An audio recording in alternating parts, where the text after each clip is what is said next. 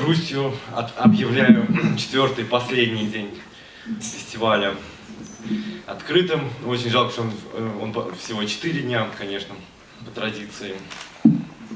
Мы начинаем с интеллектуальной части, то есть с артистоков и исполнением стереомузыки, исполнением актофонической музыки здесь в галерее плавающего звука. Все, собственно, то, что проходит по категории Акусмониум плюс. Будет 3 артистока, после чего будет фестиваль сам себе Акусмониум в системе Акусмониум на сцене. Все 3, собственно говоря, композитора, которые выступали вчера, я надеюсь, вы их слышали, замечательный концерт. Соответственно, Франсис Дамон, Жиль Рако и Томас Горбух. И начинаем мы с Франсиса Дамона. Франсис был одним из тех, кто тоже, в общем, в те же годы, в то же время, в том же месте экспериментировал с тем же. И, собственно, это, вот, так сказать, тот контекст, та почва, которая сейчас привела к тому, что мы знаем как конкретная музыка, акусматика. Лекция будет происходить с синхронным переводом, который организован Институт Францесс, так что дальше, я думаю, что переходим в синхронный переводный режим. Франсис Дамон. Bonsoir. J'aimerais commencer par quelques remerciements. J'aimerais remercier François Bonnet, le directeur du GRM, qui m'a proposé de participer à ce festival intéressant, important. J'aimerais remercier l'Institut français qui a permis matériellement l'organisation de ce festival et le voyage. J'aimerais remercier bien sûr le promoteur et l'organisateur remarquable de ce festival, Antonia Kontov, et bien sûr sans oublier l'équipe technique et administrative sans laquelle rien ne pourrait se passer. Voilà, ce sont des choses qu'il ne faut pas oublier de dire parce que c'est très important qu'un festival soit bien encadré. Le thème de cette présentation est donc « Abstraction et figuration dans ma musique ». Pourquoi ce thème? Parce qu'il me questionne depuis plusieurs années et qu'il a reçu des réponses successives avant d'aboutir à la conclusion actuelle. En fait, lorsqu'on atteint mon grand âge, les nombreuses étapes parcourues constituent un corpus d'œuvres qui permet d'avoir une vision globale et de dresser un bilan. C'est ce que je tente de faire aujourd'hui en jetant un regard sur ma production acousmatique. Je considère qu'elle peut être divisée en 2 grandes catégories. L'une que j'appelle abstraite et l'autre figurative, 2 qualificatifs empruntés aux arts plastiques où l'on rencontre ce type d'opposition entre la représentation d'un modèle et sa disparition au profit de la forme. Ce que j'entends par œuvres abstraites, ce sont celles qui n'ont pas d'autre objet que la musique elle-même, qui ne s'attachent qu'à des critères sonores. Par exemple, le déploiement d'un élément rythmique, des variations de masse, d'intensité, de matière, de couleurs sonores, le développement d'un motif, ou encore une étude sur l'occupation de l'espace, etc. Elle ne renvoie à aucune représentation autre que musicale, à aucune métaphore. En regard de cette catégorie, ce que j'appelle œuvres figuratives, ce sont celles qui illustrent ou évoquent un thème. Il peut être poétique, littéraire, anecdotique, visuel, psychanalytique ou autre. Bref, des musiques qui font référence à des concepts extra-musicaux ou s'en inspirent. Ces 2 catégories existent bien dans ma production, mais elles se sont révélées d'importance inégale. En effet, l'examen de l'ensemble de mes œuvres confirme la prépondérance d'œuvres issues de divers concepts, ainsi que d'œuvres à thème comportant ou non des textes. Or, si je me réfère à mon parcours musical, ce constat répond fidèlement à la logique d'un projet que j'avais, j'en parlerai plus tard, lorsque dans les années 60, j'ai abandonné la composition instrumentale pour m'engager dans une autre direction musicale. À cette époque, en effet, je me suis éloigné de l'écriture traditionnelle et suis retourné vers la composition électroacoustique que j'avais découverte intuitivement à la fin des années 1940 grâce à l'enregistrement sonore.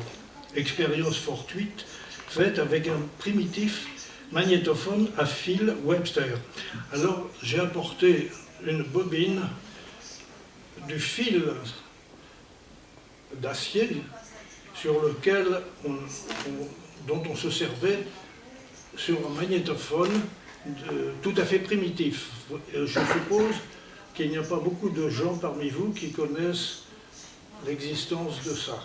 Et ça a été le début de l'enregistrement magnétique du magnétophone, avant même les magnétophones à bande. Voilà.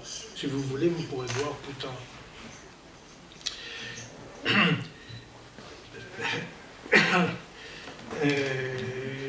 Mais c'était une expérience décisive pour mon engagement de compositeur. Dès ses premiers essais, je crois avoir pressenti la profusion de matériel et la liberté qu'offre le son fixé. Plus tard, il m'a permis, beaucoup plus fidèlement que les instruments, de traduire les thématiques qui me préoccupaient.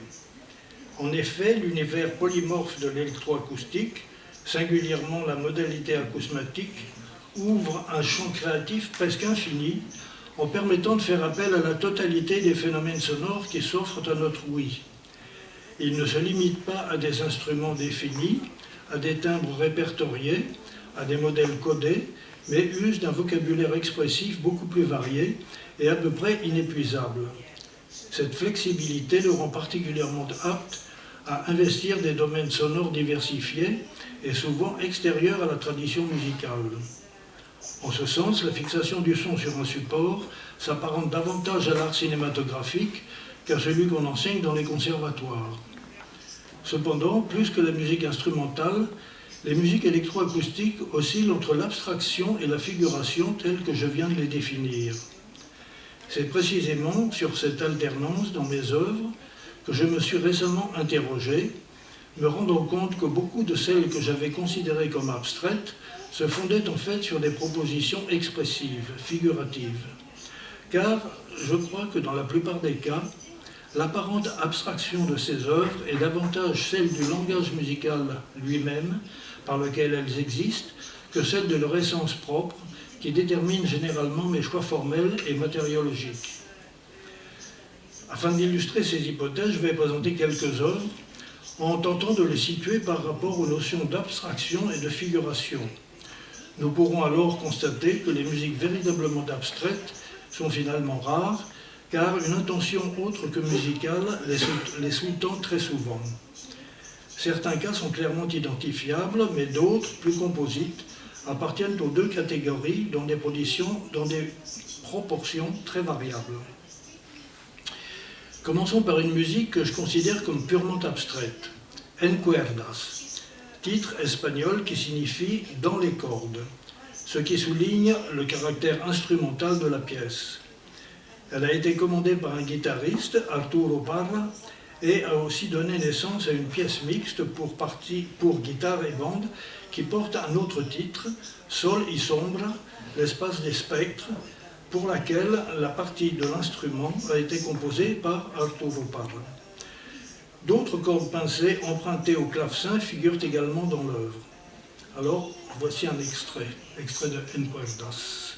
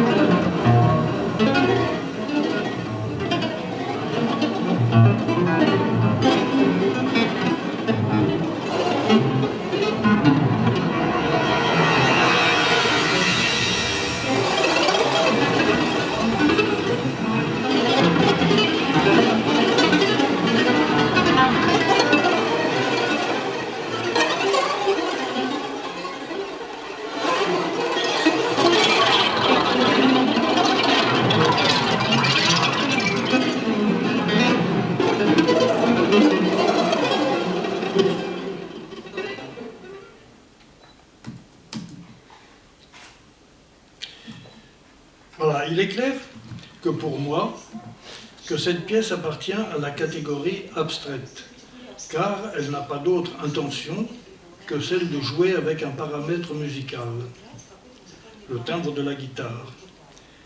Mais ces morphologies instrumentales sont souvent traitées avec des moyens électroniques et informatiques qui permettent d'obtenir une espèce d'augmentation et des métamorphoses du son originel. Ici, mon propos n'était autre que d'explorer des potentialités sonores offertes par un instrument donné. Et l'œuvre mixte qui introduit le jeu en direct du guitariste confirme clairement ce choix.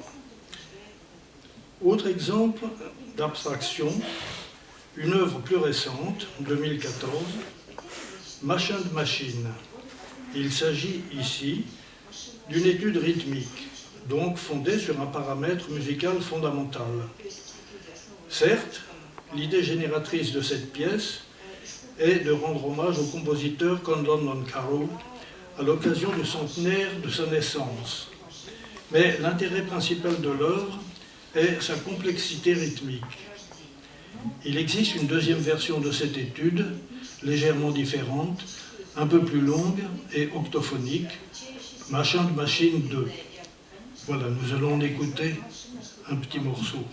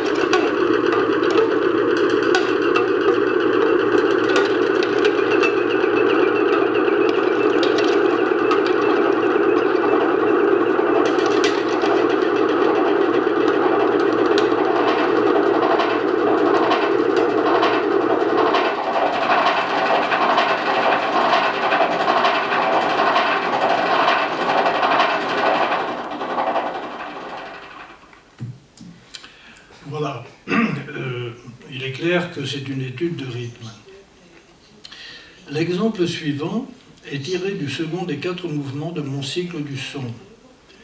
Cette longue œuvre est une célébration du phénomène sonore sous ses formes diverses et de l'un de ses aboutissements fameux, la musique concrète, qui de toute évidence a constitué un bouleversement musical sans précédent. Le second mouvement de ce cycle a pour titre Avatar Son. C'est un jeu de mots qui associe l'idée d'avatar du son, c'est-à-dire de ses nombreuses métamorphoses possibles, à celle de l'art du son qu'est la composition acousmatique. Toute l'œuvre constitue une évocation de la musique concrète depuis ses origines jusqu'à l'époque actuelle. Elle atteste sa pérennité et rend hommage à son inventeur Pierre Schaeffer. Elle lui emprunte donc quelques sons et les développe, mais introduit aussi des citations très brèves de nombreux autres compositeurs électroacoustiques en hommage aux pionniers de cette musique et à leurs successeurs. Ces évocations historiques sont incrustées dans un tissu sonore qui reste très fidèle à la pensée et à l'écriture morphologique de la musique concrète, mais dont les outils technologiques modernes ont évidemment modifié la couleur et la matière. Écoutons donc le début d'Avatar Son, où l'on reconnaîtra des allusions au premier mouvement de l'étude aux objets de Pierre Schaeffer et aux variations pour une portée un soupir de Pierre Henry.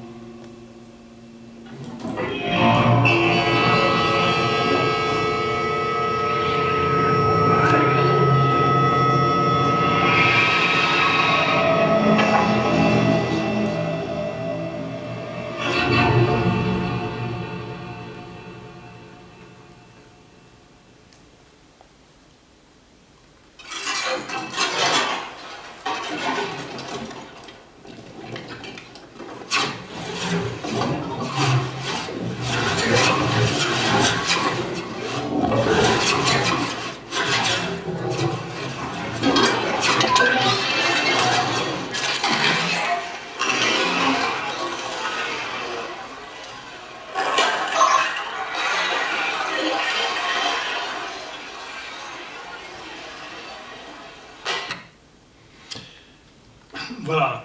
Alors, ça, ce sont des exemples assez clairs de musique abstraite. Maintenant, pour cet exemple-là, une question se pose. Faut-il considérer cette œuvre comme abstraite ou figurative? Dans un premier temps, je pense qu'elle est abstraite, puisque son contenu est essentiellement musical et qu'elle semble ne faire référence à rien d'autre. Mais, à y regarder de plus près, c'est quand même une œuvre qui comporte un concept liminaire. L'hommage à une époque et à des créateurs, une métaphore et un raccourci de quelques étapes de l'Odyssée du son et de sa mise en œuvre. Les citations musicales ont assurément un contenu référentiel et parfois même anecdotique. Elles révèlent notamment un moment de l'histoire de la musique, ce qui altère le caractère abstrait de l'œuvre. Peut-être faut-il alors dire que nous avons affaire à un hybride. Ce cas limite m'a conduit à revoir la taxinomie de mes œuvres et à convenir qu'elles étaient majoritairement influencées par des visées extra-musicales. Ce qui n'est pas sans conséquence, comme nous pourrons le constater plus tard. Les trois exemples qui vont suivre sont à l'opposé des précédents, tout à fait représentatifs de la catégorie figurative. Le premier provient de Signé Dionysos, un paysage sonore fictif, c'est-à-dire imaginé et construit à partir d'éléments sonores anecdotiques, préenregistrés ou conçus en studio. Les deux autres exemples appartiennent à des œuvres à thème, explicitement narratives, et dont l'argument générateur est emprunté à des psychanalystes. Il s'agit de deux longues fresques divisées en de nombreuses sections, durant chacune près d'une heure et faisant appel à des textes. Sous le regard d'un soleil noir, c'est le premier titre, et Forêt profonde. Toutes deux font partie de mon cycle des profondeurs, titre qui fait référence à la psychanalyse, souvent nommée aussi psychologie des profondeurs. J'ai achevé la composition du 3e volet de ce cycle en 2015, c'est-à-dire récemment. Il est consacré à Kafka et intitulé « Le cri du Chouka ». Mais revenons à signer Dionysos. Cette pièce représente un cas très exceptionnel dans ma production. Une composition à la fois descriptive et humoristique, qui obéit à un scénario burlesque puisqu'il met en scène, sous la forme d'un opéra imaginaire, des promeneurs, des oiseaux, des insectes et surtout le chant, réel ou simulé, de grenouilles provençales dans un paysage nocturne. Dès le début, on comprend que c'est une musique qui raconte quelque chose, qu'il y a une histoire sous-jacente aux êtres sonores qui se manifestent, que ces images fugitives connotent un récit. Il s'agit d'abord d'un paysage sonore, genre électroacoustique bien connu, mais c'est aussi, à cause du déroulement narratif, un peu plus que cela. Alors voici un exemple.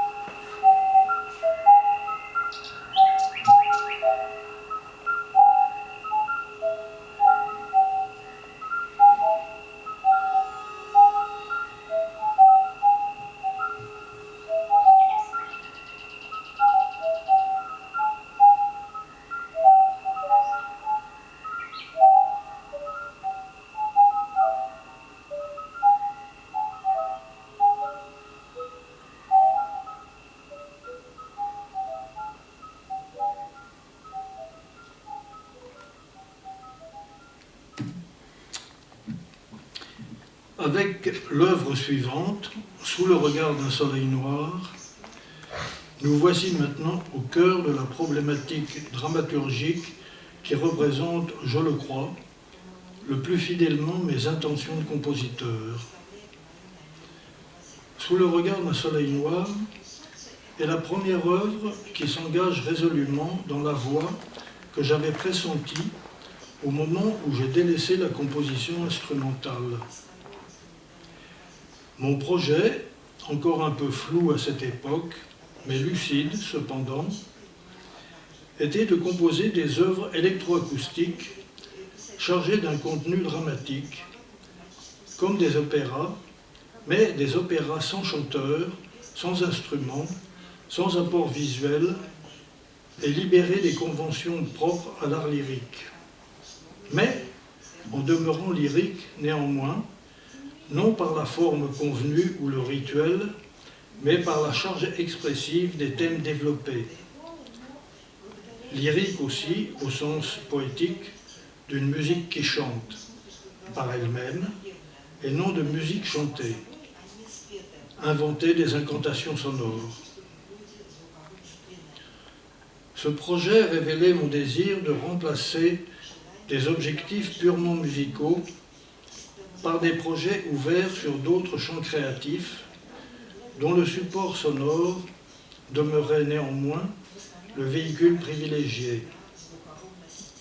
Les techniques d'écriture électroacoustique et l'esthétique de la musique concrète, que j'avais découvertes des années plus tôt, me parurent les plus appropriées pour répondre à ces besoins expressifs. Elles me permettaient de manier la matière sonore à la façon d'un artiste plastique, d'un cinéaste ou d'un poète.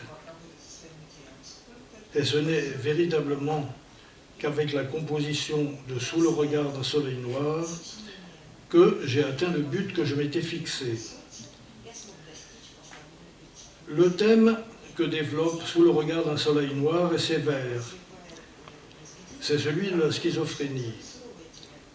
Il s'inspire des travaux d'un psychiatre et psychanalyste anglais, Ronald D. Lang, et utilise plusieurs de ses textes consacrés à cette bouleversante pathologie, notamment The Divided Self, le moi divisé.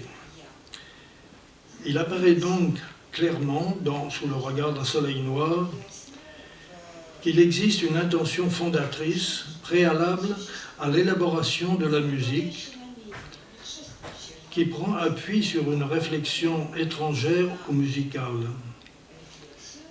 Ce n'est donc pas de la musique pure, mais ce n'en est pas moins une pensée exprimée par la musique.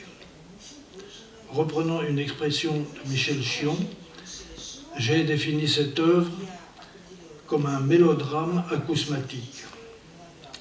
Alors, écoutons les débuts de la section 3.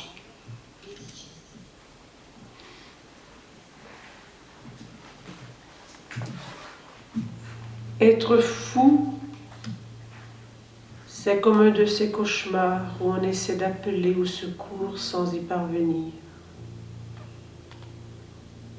Ou alors, si on réussit à appeler,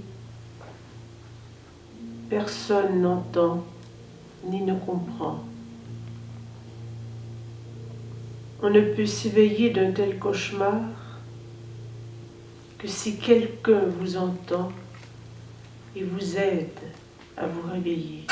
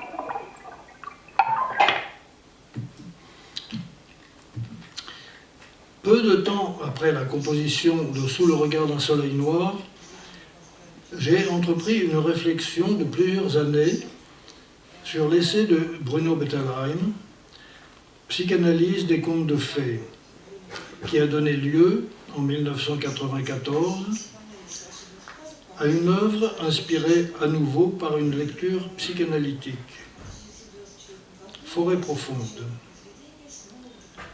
Ce nouveau mélodrame acousmatique, en 13 sections, a connu 3 versions successives, dont la dernière, définitive, date de 1996. Nous écouterons un extrait de la 4e section, Il cammino di nostra vita. Mais avant, j'aimerais apporter quelques précisions sur le propos de cette section, car il expose et synthétise la thématique générale de l'œuvre. Ici, le récitant dit un texte de Bettelheim qui compare l'inconscient humain à une forêt profonde dans laquelle notre esprit s'égare souvent et prend peur. Analogie que Dante avait déjà suggérée au tout début de la Divine Comédie. Le titre de la section est d'ailleurs emprunté au célèbre texte de Dante, Nel mezzo del cammin di nostra vita, dont quelques phrases figurent aussi dans ce mouvement. Cette impénétrabilité de notre inconscient, symbolisée par la profondeur de la forêt, est un aspect fondamental de l'œuvre. Elle en est le sujet même. Les éléments musicaux qui accompagnent le texte évoquent la végétation proliférante d'une forêt épaisse, aussi inextricable que le labyrinthe de notre psyché, dans laquelle on avance avec difficulté, comme la Blanche-Neige de Walt Disney, lorsqu'elle essaie de fuir dans la forêt et qu'elle est retenue par les branchages qui s'accrochent à ses vêtements.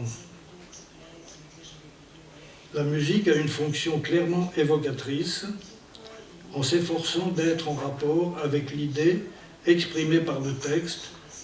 Elle est tout à fait figurative. Voici donc ce court passage de Forêt profonde.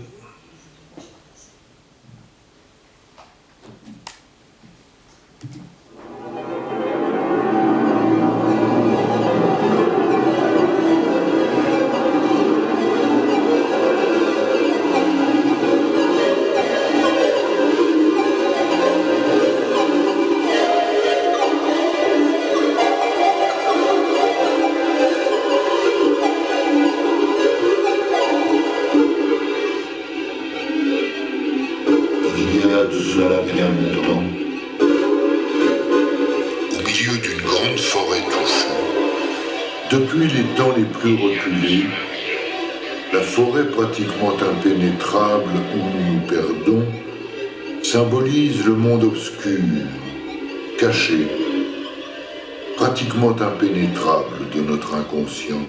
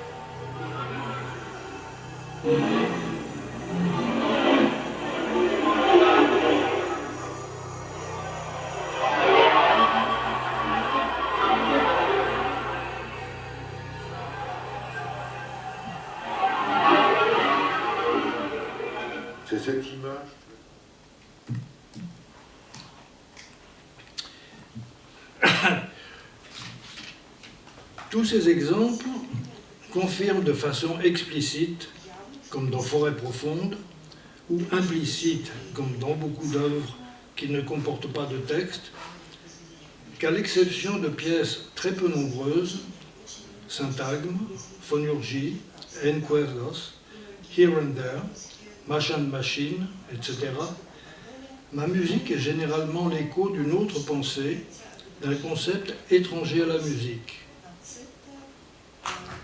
C'est pourquoi j'en suis venu à considérer, en raison de sa nature hétérogène et des images mentales qu'elle tente à susciter, que ma production appartient à un autre domaine que celui de la musique pure, ce qui est le cas aujourd'hui de beaucoup d'œuvres sur support.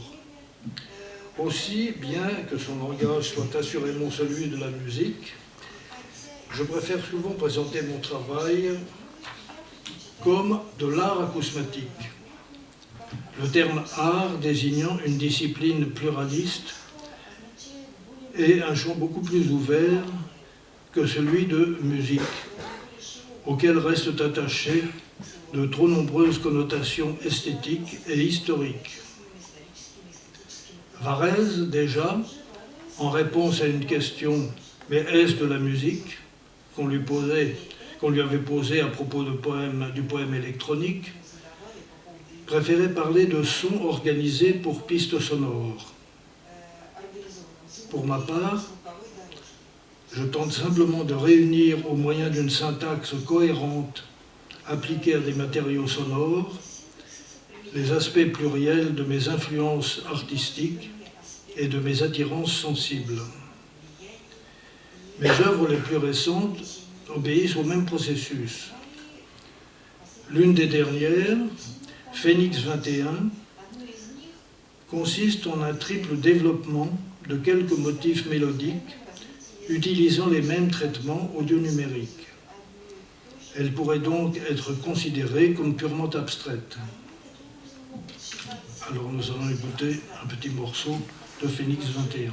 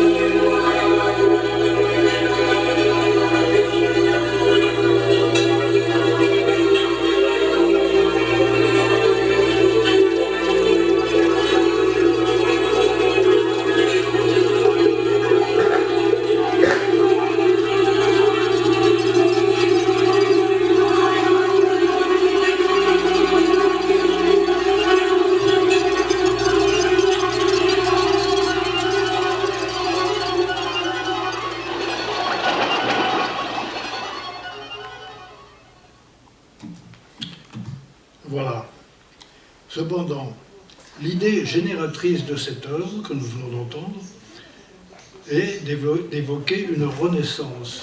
Pour cela, la musique donne une nouvelle vie à des prises de son très anciennes et à des extraits d'œuvres instrumentales drastiquement travestis. C'est donc une composition tout à fait hybride, dont on pourrait dire qu'elle est abstraite dans sa réalisation, mais figurative par son intentionnalité. Sur cette hypothèse phénoménologique qui nous ramène aux origines de la musique concrète, je vous remercie de votre attention.